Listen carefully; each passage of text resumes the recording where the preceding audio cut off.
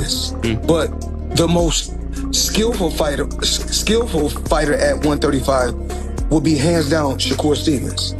What is it about him? Because I know you have a lot of good attributes, but do you think he has enough power to sustain? Well, it's really all about skills. Pernell Whitaker wasn't a huge puncher, but he was, very exciting, very tough, and he fought everybody. Shakur is trying to do the same thing. He want to fight the best they got out there. I believe his contract is coming to an end, so hopefully we can come together and I can take him to that next. I also told my team before the fight, I said they're going to say I got one of the best jabs in the world tonight.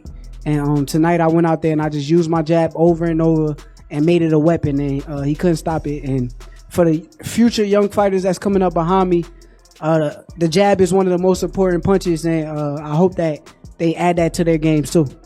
All right, and heading into fight week, many people have been calling you this generation's Floyd Mayweather. How do you feel about that comparison? I'm the first Shakur Stevenson, but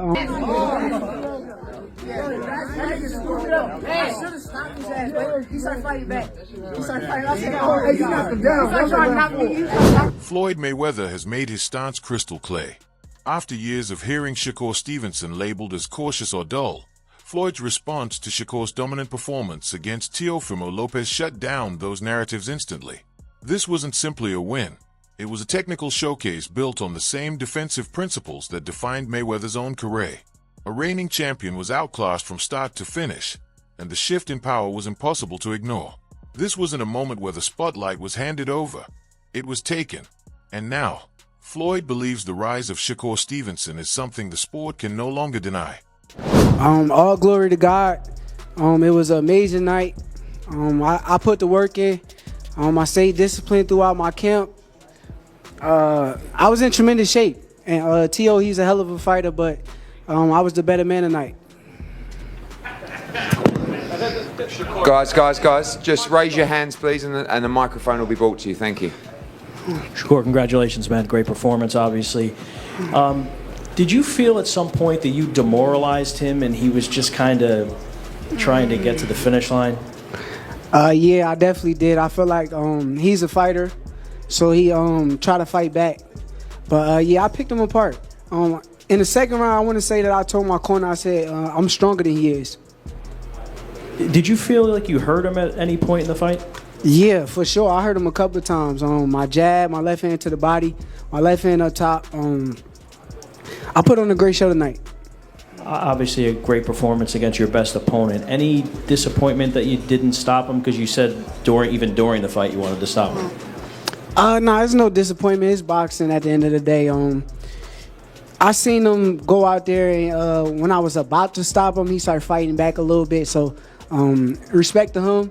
He's a sharp fighter. He got a lot of knowledge, and he did what he did to survive. To make sense of how one-sided fight night became, you have to rewind to the press events. Something felt off from the start. Teofimo Lopez was in full performance mode, talking over everyone, soaking up the spotlight, and selling the idea that the outcome was already decided. To most viewers, it looked like routine high building, but Floyd Mayweather read it differently. What he saw was a fighter investing more energy into theatrics than preparation, a mindset that often shows itself once the bell rings. Word, man. Grateful, man. Grateful to be here with all you guys. Thank you guys for showing love. Appreciate y'all, man.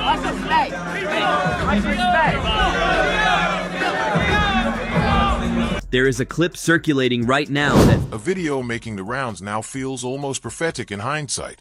In the middle of the trash talk, Floyd Mayweather cut through the noise to address Teofimo directly. Locking eyes with him, Floyd delivered a blunt reminder. Fundamentals are what win fights. It wasn't said for effect.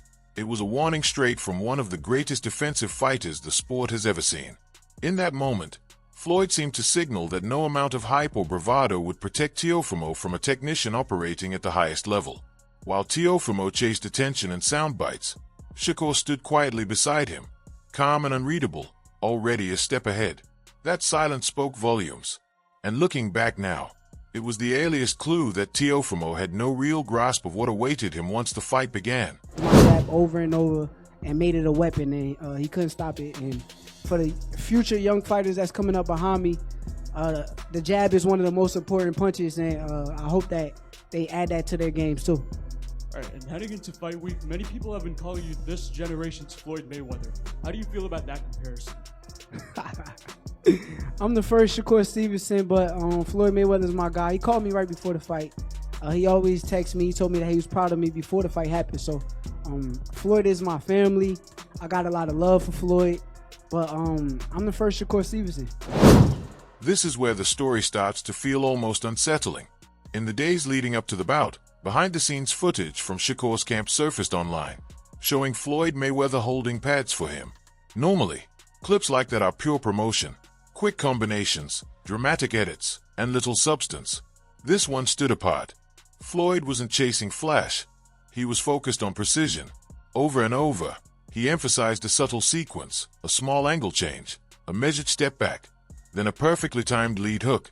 It was less about reacting and more about preventing danger altogether, teaching Shakur how to shut down an exchange before it ever truly began. Teofimo Lopez did not have any answer for the lead hand, the jab of Shakur Stevenson. And even before the fight started, you saw Teo come out with the, Jabberwockies, and he was doing a lot of, dancing, and on his face, though, you didn't see kind of the joy and the happy and the smirk that you saw yesterday at the weigh-ins. There was a lot of mind games all week from Teo to Shakur, making him wait, trying to get in his head. It looked like he kind of did at the press conference, but like I've said many times, the press conference does not have any effect on the fight itself, right? The best fighters will show up when the time comes. They'll adjust. They'll be able to showcase why they're the best. And tonight, Shakur looked a lot more comfortable even in his ring walk, let alone when the fight started. But when it did start, you saw very quickly two things.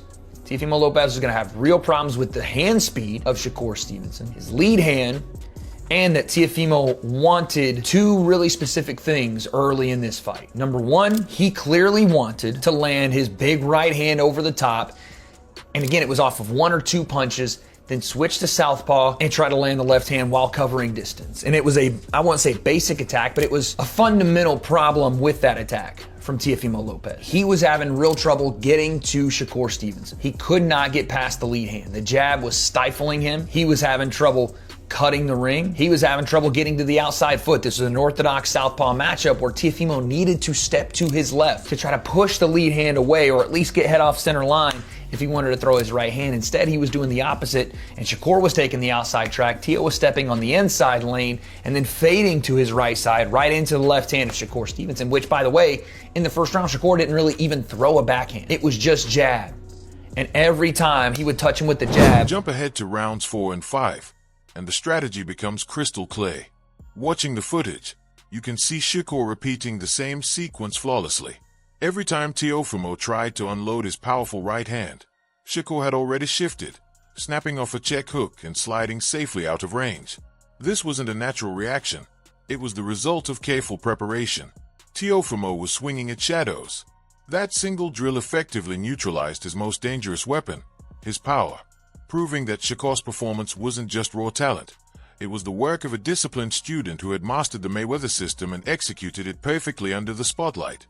Big problems coming into this fight that you wondered was, Williams and Zepeda didn't really give Shakur trouble. In my mind, I was there live watching that fight, and Shakur kind of handled all that adversity from Williams and Zepeda. Handled a lot of adversity there. But the difference in that fight and this one was Zepeda was there with combination punching, right? He wouldn't just throw one or two punches at a time. He would throw 3, 4, and 5. And maybe once in a blue moon, a couple would get through and Shakur might get touched with something that you usually don't see him get hit with. Teofimo Lopez doesn't fight like that. He fights very selective on the front foot and the back foot. And again, Teo's probably a better back foot fighter than he is a front foot fighter. But he wanted to come out early and make a statement, so he was trying to bring it to Shakur. I think he gave up a little bit of his game too quickly, because in the first round, Teo was throwing heavy right hands over the top. Then that double right hand switched to go to the left hand out of southpaw, and Shakur saw it all early. And if you hear, some of the post-fight stuff, Shakur was like, I thought he was fast, and he wasn't. Shakur was like, he was way slower than I thought. Teo was reaching a lot. Teo was overstriding a lot. He wasn't bringing his feet with him, and it made it easier for Shakur. He would just frame with his lead hand, keep the distance, which he does such a good job of. If you move forward, he moves back. You cut an angle, he cuts an angle, right? He just mirrors what you do. And the moment you make a mistake or overcommit, he touches you with the lead hand. That's first line of defense. You get past that, hold the left hand behind it. Shakur was schooling him. And again, I said it in the first minute and a half of the stream, I was just like, oh no, this is gonna go very badly for Teofimo Lopez. And it did, man. It's just round after round, Teo could not figure out this equation, could not get past the lead hand of Shakur Stevenson. And there were moments where it wasn't just the jab of Shakur, he was sticking the left hand on him. And no, Shakur doesn't have the biggest power in the world, and no, he may not be the most casual, audience-friendly fighter, but he is damn good as a boxer. And he is, you know, I don't want to say Floyd Mayweather-esque, but it's the same formula. When you watch him box, you may not like his style, you may not like that he doesn't, you know, sting and punish people the way you would want to see somebody counterpunch. But I don't know there's a style that beats him. Teofimo was a two. When the final bell rang, it barely resembled a championship bout. It felt more like a one-sided examination. The judges' scorecards read 119 to 109, giving Shakur 11 rounds to 1, and even that margin seemed generous. The statistics told an even harsher story. Shakur posted an extraordinary plus-or-minus ratio, the highest seen in years, surpassing a record once held by Floyd Mayweather himself. He landed shots cleanly while taking almost nothing in return. The performance was precise, methodical, and utterly clinical. That performance from Shakur tonight just made Teofimo look like a novice. I mean, that's how good he is. 120, 109, 108, I mean, just unbelievable, unbelievable. Is that what you expected from Shakur? No? I mean, listen, I expected an incredible performance, but I didn't expect it to be completely one-sided. I mean, he won every round, in my opinion. Like the golfing levels was phenomenal. And I said to Bud, like, going into 12, he could do 40 rounds, Shakur. Like, never out of control, footwork, timing, shot selection. I actually think he could have stopped Teofimo if he'd have stepped on him.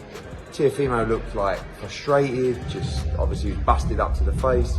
He's a phenomenal fighter, 4-division world champion. What stunned everyone wasn't just the defense, it was the sheer physical dominance. In the second round, cameras captured Shakur returning to his corner and telling his team, "I'm stronger than him." That moment flipped the narrative. For years, critics painted Shakur as fragile, a runner with no real power. But in the ring, he was controlling a known puncher, locking him up, guiding him where he wanted, and asserting complete authority. He was, in effect, bullying the bully. It was a masterclass in both mental and physical control. By the 8th round, Teofimo wasn't just behind on points. He looked disoriented, beaten down, and ready to throw in the towel. He definitely tried. His dad was emotional. You know, he wanted him to do better, but, you know, this is boxing. At least you look at Shakur as the type of fighter who go up to welterweight and challenge like Devin Haney, Ryan Garcia, those fighters as well too, and beat them. Yeah, he has that possibility. He can do that. You know, I don't know about moving up weights and different things because I'm a heavyweight, but he does it well. After a loss that decisive, most fighters would show some humility and simply acknowledge the better man won. That wasn't the case for Teofimo Lopez. Almost immediately after the fight, he made remarks that sparked plenty of debate. Instead of conceding he had been outclassed, he suggested that external forces had orchestrated the outcome in Shakur's favor. You know what? That's what true champions are all about. Coming in here every time, gotta put respect to it. To all my brothers and sisters, I love you guys. Always salute to the power that it be above. I thank you guys. I never wanted anything to harm you guys at all. So for that, my condolences to all you guys and to the slavery and everything that's ever happened mentally. Teofimo Lopez Sr. also refused to accept that his son had been thoroughly outmatched by a defensive master. Instead, he placed the blame squarely on Teofimo, claiming the loss came down to not following the game plan. He went even further, suggesting that outside influences were against his son, implying the defeat wasn't entirely about what happened inside the ring. Can't hear 4 seconds out with Teofimo Lopez Sr. Teofimo, first of all, commiserations, not the way you wanted the night to go. Can you talk me through the fight? No. Everything was fine. The sparring sessions were like what motivated me to this fight. That I was 100% sure we was gonna win. For some reason, you know, the game plan, my son didn't do what I told him he was supposed to do. You know, his rhythm was supposed to be different, where we were supposed to stop Shakur from doing whatever Shakur does best, you know what I'm saying? Congratulations to him for winning, you know what I'm saying? But that was not my son in there, you know. I think probably the networks and everybody, the media, everything leading up to this fight, you know, everybody already talking that already about Shakur fighting in May, where the winner was supposed to go and fight in May, you know, against whoever it was. So I think that probably got to him, you know what I'm saying? People talking about me being drunk, all that stuff, you know, when he went to the press conference and I wasn't there, I didn't show up because I was resting. And I think all that affected him in this fight, you know? Like a lot of people say, you know, my son is like mentally like easy to, you know, mess with. And how you gonna fight, you know, a fight when everybody wants you to lose? You understand what I'm saying? And I don't know what happened. I don't know what happened. It just looked like all his powers were not there. Like everything was like that we planned, everything that he did in sparring, everything that we planned to do was not there. His power was not there. I was in shock, man. And I think this a lot of this has to do with everybody not wanting him to win. You know what I'm saying? There was not one person talking good about him. The reaction online was immediate and harsh. Fans and analysts weren't buying the excuses, and even Floyd Mayweather weighed in to put things in perspective. He praised Shakur for a level of skill that neutralizes threats before they even appear. Shakur didn't just take rounds. He controlled the fight so completely that Teofimo never had a chance to play his game. When a legend like Mayweather calls it a clinic, spinning excuses only makes you look out of touch. It's a tough moment for the so-called takeover, but it proves a simple truth. Talent alone isn't enough. Without discipline and strategy, even the hardest puncher will be exposed by a true master. When I tell you that Shakur Stevenson, I don't want to call it picking him apart. I don't want to call him a dominant performance. If I'm being honest, those words are too nice. Teofimo looked confused. Teofimo looked like he was an amateur fighting a pro. And listen, we picked Shakur. So don't get me wrong, we got it right.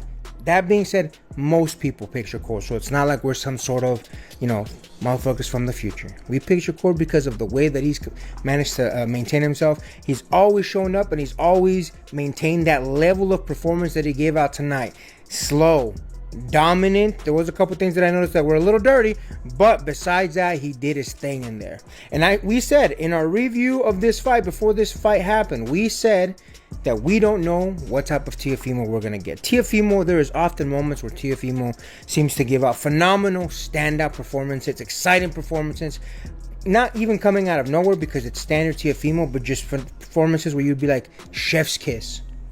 I don't know where that Teofimo was tonight, and that was my biggest concern. And go back and watch the video. You guys will be able to see that that was my biggest concern. And listen. I want to tell you guys right now, I truly believe that there is a spark of brilliance inside Teofimo Lopez, but that dude, God knows where he is. It's really sad to see someone who has as much talent as Teofimo. I don't want to say go out like this because I don't think this is the end of his boxing career. But for as much as Teofimo talked, you would have hoped he would have done even slightly better because it was all Shakur.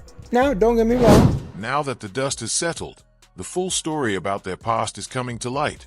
For years, whispers in gyms suggested that Shakur and Teofimo had sparred years ago, and that Shakur came out on top.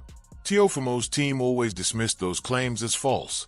But in the post-fight celebration, Floyd Mayweather confirmed what Shakur had insisted all along. The rumors weren't far from the truth. You seem to make it look real easy tonight. You know, it was, it had to be very frustrating for T.O. Keyshawn, at the party. Why do you think it was difficult for T.O. to make adjustments to you? Like, why? Why? I think that I studied them.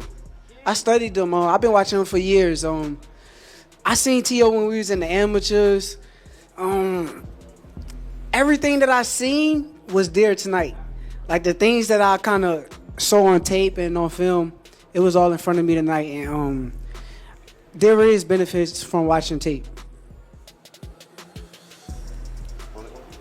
When we saw Conor being in the ring with you and the idea of you two fighting, for British fans, it would come as a bit of a curveball. You now have 4 different weight world titles and Conor's not boxed for a world title yet. What's going on between you two? Why is that a fight that you like? I'm into big fights. I like big fights. I like big money fights. I like proving that I'm the best, and I like doing things that people say I can't do. There's a lot of people that will say that I'm too little for Conor Ben, and I can't do it. So it makes for a tremendous fight. And Eddie mentioned that there's quite a few DMs go back and forth between you two. Is it all amicable? Is there a bit of aggro going on? It's gonna be a good beef. I like the beef. I like the story behind it, and it's a tremendous fight. Floyd's confirmation made one thing clear. This level of dominance wasn't new. Shakur had been ahead of Teofimo long before the lights and cameras. It changes the way the rivalry is seen entirely. Teofimo's aggression and constant trash talk weren't signs of confidence. They were signs of doubt. Deep down, he knew he couldn't match Shakur and was trying to bluff his way through the fight. Some matchups are just one-sided, and this was one of them. Teofimo never had the tools to beat Shakur, and Floyd had known it all along. Saturday night was simply a public replay of what had already played out in the gym years earlier. When life comes at you, it'll come at you in many ways, and you gotta treat it like a champ. That's it. You gotta treat it like a champ. Tell yourself it's okay. I learned from it, and I treat it like a champ every time. So if you're going through hard times in your life, whether it's from any sports or academics or anything like that, it's okay. You're still a champ. Throughout watching the fight week, a lot of people were saying that you were in Shakur's head. Yeah. It definitely seemed like that. Do you think maybe there was a chance that you maybe used up too much energy in the build-up to the fight? No, not at all. I think honestly, it's just the way things played out, the cards that were at hand. The dealer, I was gambling, and the dealer didn't play my cards right. That's all. Talk to me about the fight itself. Just what was it like in there? How come you didn't really feel like you could get into the rhythm as such? I mean, just your perspective on it. Yeah, I think I was just honestly too focused on one particular objective, one particular thing, than really enjoying what I could see opening. I was catching him a lot with the body shots a lot. So I think that was one of my effective arsenals that was getting him every time. But I think just more combinations, especially finishing with left hooks and stuff. I did poorly on not listening to my team. That's on me. Take it on the chin. My team did a phenomenal job. They had great guidelines. They had great instructions. I just didn't listen tonight. The king doesn't stay on top without challenges, and one quickly appeared. Right after the fight, a heated ringside face-off erupted with Conor Ben. It was the classic clash of styles and personalities. Ben claimed Shakur was boring and too small to compete with the welterweight heavyweights. Shakur, still riding the high of his victory, just smiled and said he welcomes the big money matchups. Follow up on the Conor Ben conversation. I saw him after the fight, and I just asked him, I said, hey, would you agree to that rehydration clause? And he said, F no. So my question for you is, how does that fight get made then? If he's not going to agree, then we probably don't fight. So he's just wasting time. We'll see. But I'm a businessman at the end of the day. And like I said, he did a rehydration clause with Chris Eubank. Chris Eubank was in the ring half dead. Why can't he do the same thing? The sharpest verbal blow came from Shakur's grandfather and trainer, Wally Moses. He didn't hold back, dismissing Ben as neither particularly strong nor a true threat. He even suggested that any potential fight would need a rehydration clause, showing that Team Stevenson is already thinking several moves ahead. Adding to the acclaim, Terrence Bud Crawford weighed in, officially crowning this the Shakur Stevenson era and placing him among boxing's all-time greats. The torch wasn't simply handed over, it was set ablaze. Absolutely, and what's next is that he talked about Conor Ben. Conor Ben got in the ring. That looks like that's what's going to be next. Well, we knew Conor Ben was there for a reason, you know what I mean? And you notice he was in the fight before that. Bring it back up. I think Shakur addressed that issue. Like, he wasn't going to act like it didn't happen. He going to act like he didn't see him. Exactly. He just letting old Conor Ben know that we aware of him. All right. Okay, him being NA. Shakur said, hey, he can be next. We're not worried about that. How does a fight would like that play out with Conor Ben? We'll do it over in England? Oh, I'd love to have the fight here. We the champ, man. Oh, He's talking all the mouth. Let him come here. So you got to dictate that. And the rehydration clauses? He says he's a bigger guy. Yeah. He thinks he's a tougher guy. Okay. It make all sense for him to come here, somebody hometown, and beat them. He's so tough. Okay, so we do it here, and then the rehydration clause, right? Is that the same thing he put on Eubank? Right.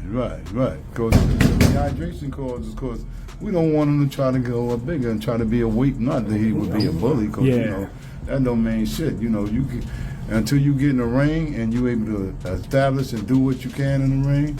No, you don't know what's going. Because I think, you know, defensively, I think he's not as good as us. You know, offensively, I think he's adequate. You know what I mean? Not taking anything away from him. Yeah. And he hasn't really shown me much. The verdict is clear. Shakur Stevenson isn't boring, and is not just running around the ring. He represents the next stage in boxing perfection. He took Floyd Mayweather's legendary hit and don't get hit blueprint and adapted it for southpaw, adding a level of offensive pressure that even Floyd rarely displayed in his later years. Teofimo Lopez never landed a meaningful shot.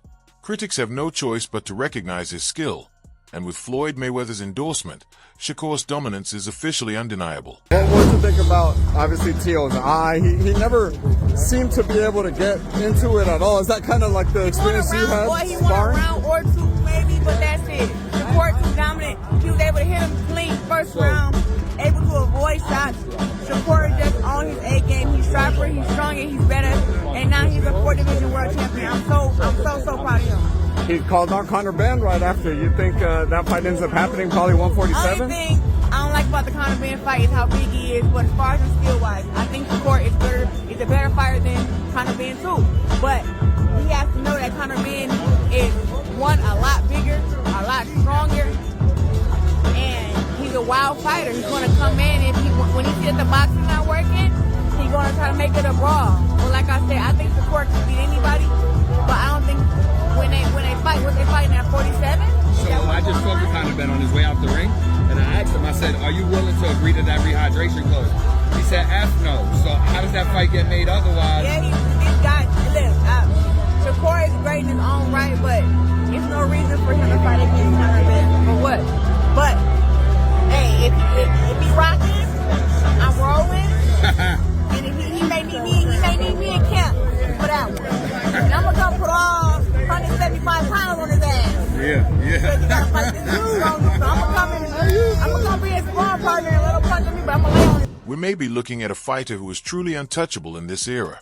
The question isn't who can beat Shakur. It's whether anyone can even take more than a couple of rounds off him. Are we witnessing the beginning of a dominant reign reminiscent of Mayweather? Or will boxing politics and business interests try to slow him down like they have with others? Share your thoughts in the comments. Is Shakur the next TBE 2.0? Or was Teofimo simply overrated? Don't forget to like and subscribe for more in-depth coverage of the fight game.